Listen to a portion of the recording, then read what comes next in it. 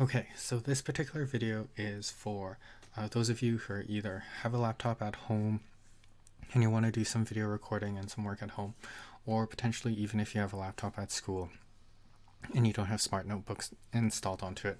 It's another alternative for you to do some screen recording so you can capture that video and upload it to Google Classroom.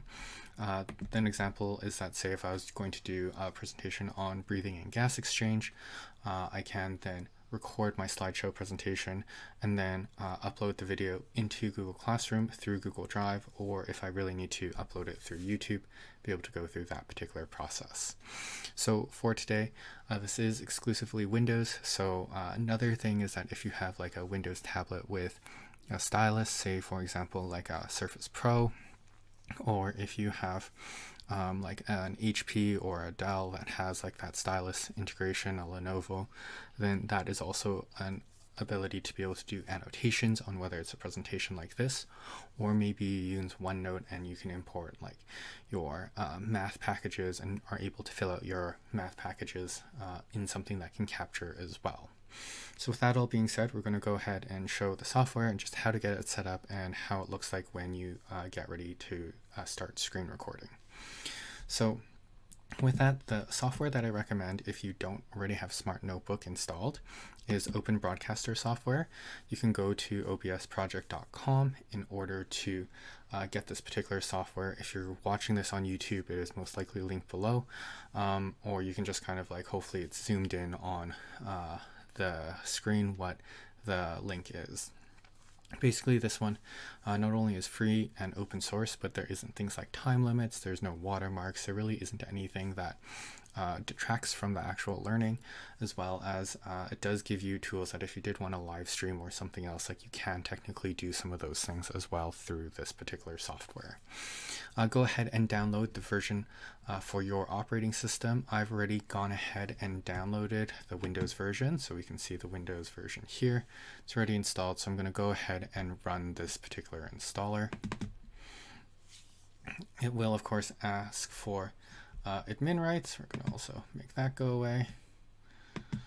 So here's the admin rights, and then from there we're going to go ahead and start installing. And I'm just basically saying all the defaults and then away it goes. So from here, I'm probably just going to skip over until it's done. And then when it's done, then we'll be able to go to the next step. Okay, great. So now that it's complete, I'm just going to go ahead and launch OBS. Because I am an admin, I'm actually just going to not check it off. I'm just going to let it finish.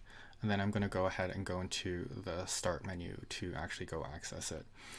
I'm going to just go ahead and also just go into our desktop to notice that OBS does also put a shortcut here on our desktop, but if I needed to find it in the start menu, it is under the O section of your menu. So OBS Studio is right here. And then I can go ahead and select it here, or of course, just like with any software, I can go ahead and just type in OBS in the menu and it will go ahead and find that particular software. So I'm going to go ahead and launch it. Okay, so this is most likely what it's going to look like when you first get started, where there is just a scene and maybe there will be a source with a microphone in a display, but it may actually just be a blank screen like it is right now. So both things are things to be thoughtful of. If it does already have a source, you're going to like see a lot of screens, but we're just going to go ahead and add that in just so that we can go ahead and see what this all looks like. But before I do, I just want to run down everything that you're seeing. We do see here that this is the main screen. This is where we're going to see the video that is being saved. So you can always have a preview of it and make sure everything looks correct. The scene section, this allows you to do compositions of different sources. So like say, for example, if you want to brand a logo in, if you wanted to have a webcam superimposed on top of your presentation, you can store all of those things in scenes and then switch between those particular scenes. For simplicity's sake, I normally say maybe you want one scene for your monitor and one scene for your webcam. So then when you have two of them, now you're able to say, it's like, okay, I want to switch easily between the webcam of me saying something versus just looking at the monitor again. The sources, this is where you go and create your audio and visual sources. So whether you have multiple microphones or you have like two monitor displays, you can then select which monitor in order to get the particular screen captured. And then your audio mixer here, we can even see that the microphone is working. It is picking up something. So you always want to make sure that you are picking up some microphone sound, or else you could be doing your entire presentation and realizing that you're not actually recording any audio. So being able to see that microphone flicker means that it is capturing basically what I'm saying even right now. There is also this desktop audio. This is currently muted. I can unmute it as well. What this particular one is for is, say for example, if you had sound effects in your slideshow, or if you wanted to also show a video through your slideshow as well, then the desktop audio would also capture that particular audio as well.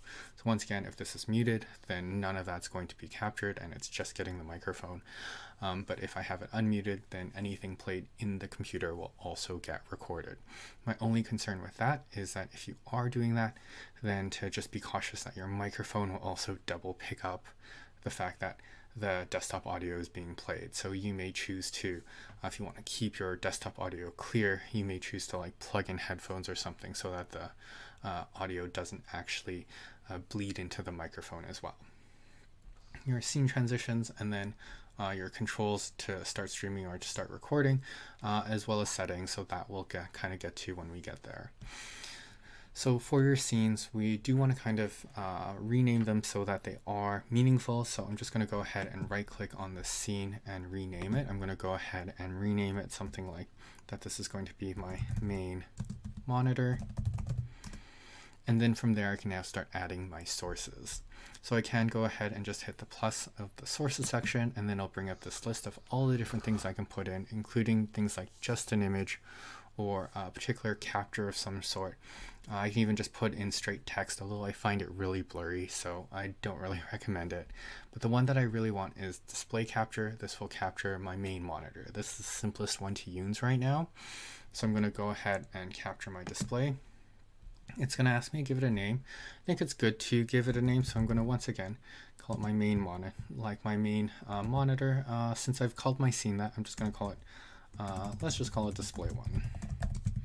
So display 1, and then if I've already created other sources, there will be a list here, and I can just choose one that I've already pre-made as well. I'm going to go ahead and say OK, and it's now added it in. It's going to give me this pop-up say which display. There is only one right now, so it is already pre-selected to that one. I'm going to go ahead and hit OK.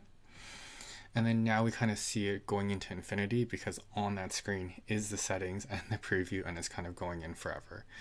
The eye on the right side of the source allows you to either turn off that particular scene and turn it on, or that particular source and turn it on. So you can also use that, turn things on and off, as well as a lock so that it doesn't accidentally get clicked or deleted when you are doing your particular recording. So those are the defaults. I'm just gonna turn off for now, just because it is quite bright on the screen. And then kind of just move over to the right. So once again, we've already talked a little bit about audio. Before we hit start recording, we need to know where we're saving. So I'm just going to point out a few things in settings. So inside settings, most of this stuff you can kind of look at yourself, but the one thing I want to point out is in output. The output mode is simple, and you can truly just keep most things as defaults. I just want to make note of the recording path. You just want to double check that you know where this location is, especially on some of our network locations. Sometimes it may default to our network folder, or it might be like the physical computers folder. So you just want to double check that you know where your output is going to be. I almost never change any of these settings. One thing to note is that the default recording format is FLV, which is quite a common format, but the more common one that we see is MP4, but I generally don't suggest to switch it to this, because then you get this big warning saying that if something disrupts your recording, you're going to basically lose that entire recording. Whereas if you do have it set to FLV, it will continue recording until it does even have an unexpected drop off, and then it will still recover those files. So I generally leave it as FLV anyways, just because YouTube as well as Google Drive and Google Classroom can play FLVs just fine as well. So the only main thing that I'd say be wary of is where your particular file is being saved. So apart from that, I'm going to hit OK. I'm going to go ahead and turn back on my display. And then now that all of my settings are set up, where I have the scene chosen, the display is on, I can see the mic working, and I know where the file is going to be outputted, I'm going to now go ahead and hit start recording. And now we're recording. So from here, I can either go ahead and just minimize OBS, and it is still recording even though I don't see it.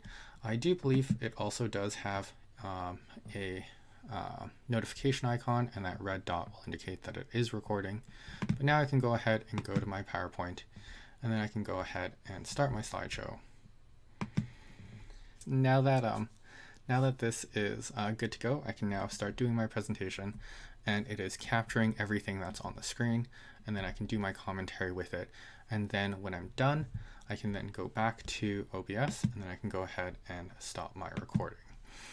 Now that it's stopped, I can then go ahead and once again, back in my File Explorer, I can then go ahead and find my video section, and here is my particular video recording. I'm just going to go ahead and double click and play. This pylon means I'll open with VLC. VLC should be on Edmonton Public computers, but if they're not, then you can also get other software to open it as well. Or you can just try to download VLC, but here it is on our screen, and hopefully it should load and then play our particular video.